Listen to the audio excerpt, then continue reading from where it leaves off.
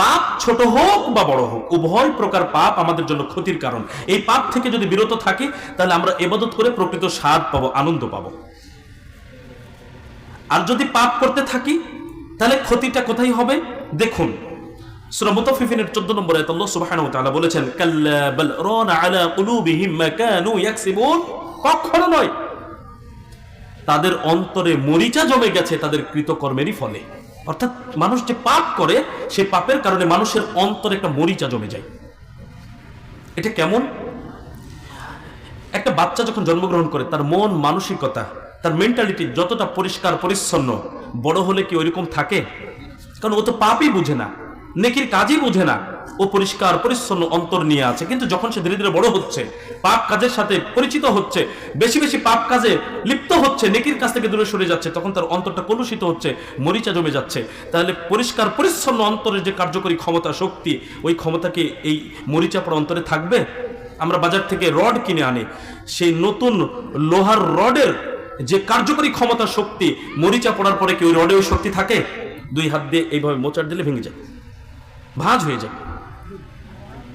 তো মানুষের অন্তর যখন পাপমুক্ত থাকবে তখন তার একটা আলাদা কার্যকরী ক্ষমতা আছে, সে ইবাদত করে আনন্দ পাবে। কিন্তু মরিচা জমে গেলে সেই আনন্দ আর থাকবে না। এই মরিচা সম্পর্কে আরেকটি হাদিস উপস্থাপন করি।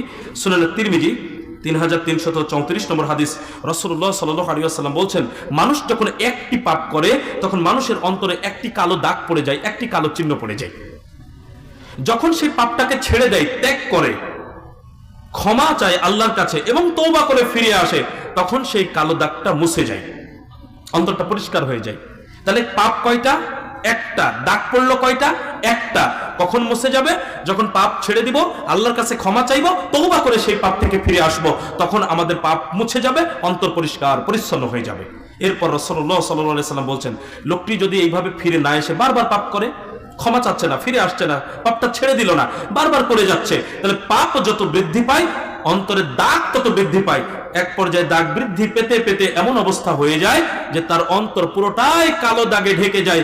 এইটা হলো সেই মরিচা, যেই মরিচার কথা আল্লাহ সুবহানাহু ওয়া তাআলা সূরাতুল মুতাফফিফিনের 14 নম্বর আয়াতে বলেছেন। তাহলে আমাদের অন্তরে যদি পাপের মরিচা জমে যায়, তাহলে সেই অন্তর কিভাবে একটু সালাত আদায় করছে, একটু সিয়াম পালন করছি, 2 টাকা দান করছি, আনন্দ কিভাবে অনুভব করব? অন্তর তো আমাদের কলুষিত হয়ে আছে, পাপে ঢেকে আছে, মরিচা জমে গেছে। ওই অন্তর দিয়ে কোনোভাবেই আমরা ইবাদতের প্রকৃত